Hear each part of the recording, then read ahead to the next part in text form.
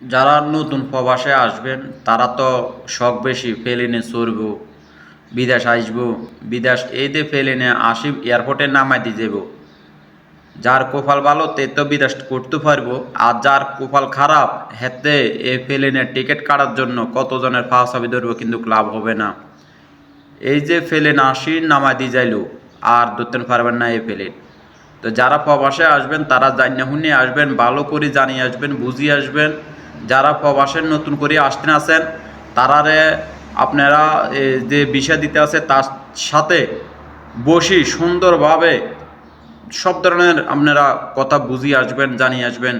তে যা যা বলবে প্রয়োজন হলে কাগজপত্র করিয়ে আসবেন। তার কথা কাজে দন এক থাকে বেলে কথা কাজে দন এক থাকে হরে এখানে যাই দন বেজারে না হয়। এই পদ্রে হে পদ্রে কেউ অনেকজন আছে এয়ারপোর্ট নিয়ে সারি দে, কেউ মরুভূমিত নিয়ে সারি দে, কেউ আনি বাগি যে বই করা ঠিক নাই, পরে আপনি আর নিজে আতঙ্কের ভিতরে করে দেবেন গা।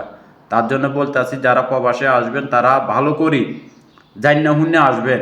স্যালারি, বেতন, কাজ কত ক ঘন্টা, কিভাবে থাকা খাওয়া, শুক্রবারে কিভাবে ডিউটি করা, শুক্রবারে বন্ধ আছে কি না, আপনারা সব তথ্য জানিয়ে আসবেন।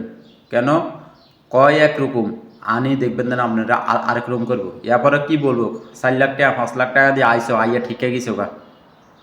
তখন আপনি বারে চিন্তা করবেন লোন লই আইসেন মানুষের থেকে সুদের উপরে টাকা লই বিদেশ আইসেন আসি, এখন আপনি কি করবেন? আপনি না পারবেন ছাড়তেন, না হারবেন বাইকদের, এরকম একটা পরিস্থিতি হয়ে যাবো গা। তো যারা প্রবাসে আসতে আছেন, যারা প্রবাসে আসবেন তারা ভিডিওটা বেশি বেশি করে লাইক শেয়ার কমেন্ট করবেন, অন্যকে দেখার সুযোগ করে দিবেন। প্রত্যেক জানি সবাই বিদেশ আসার জন্য প্রস্তুত।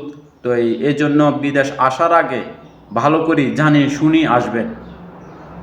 বিষয় যে কোনো বিষয় দিব, কথা বলবো, ফুট করে আইয়ে পড়বেন, আইয়া এখানে